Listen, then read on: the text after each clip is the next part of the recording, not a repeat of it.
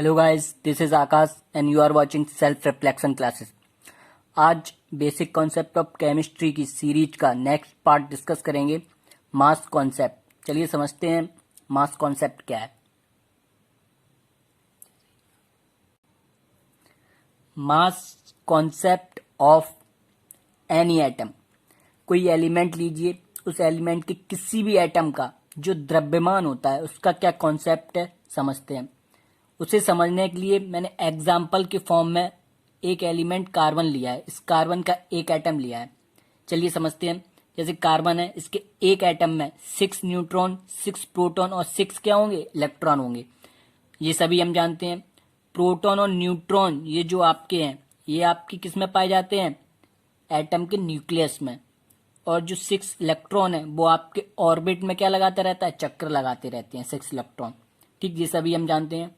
हाँ, अब देखिए, अगर हम बात करें कार्बन के एक एटम के मास की, mass of one atom of carbon, यानी कार्बन के एक परमाणु के द्रव्यमान की अगर बात करें, तो हम 6 न्यूट्रॉन का जो द्रव्यमान यानी जो मास है, और 6 प्रोटॉन का मास है, एंड 6 इलेक्ट्रॉन का जो मास है, अगर आपस में इनके मास को जोड़ दिया जाए तो हमें एक एटम के मास का पता चल जाएगा कितना होता है।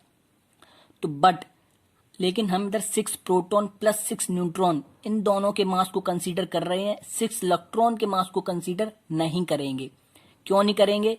तो उसके लिए हम प्रोटॉन, न्यूट्रॉन और इलेक्ट्रॉन के मास के कॉन्सेप्ट को समझ लेते हैं। चलिए इधर समझते हैं कि 6 इलेक्ट्रॉन के मास को कंसीडर क्यों नहीं करें।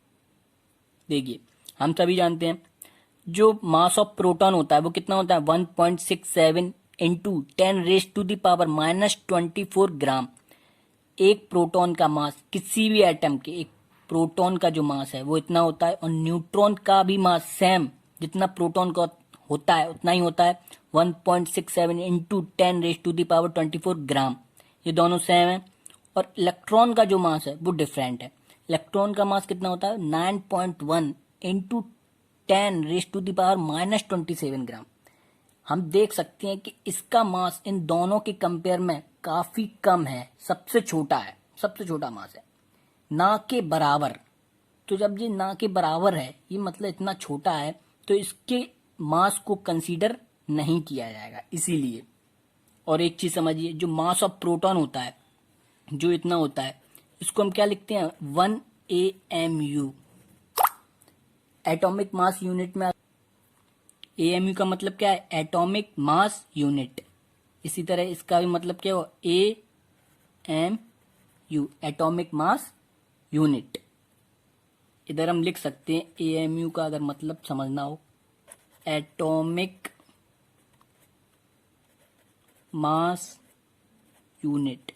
ओके, याद रखिए, ठीक है। तो चलिए अब देखते हैं कार्बन का मास, जो कार्बन के एक एटम का मास है वो कितना निकल के आता है।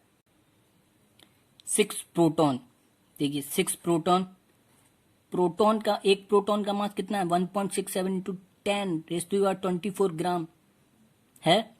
1 AMU है, तो 1 AMU लिख सकते हैं ना इसे हम।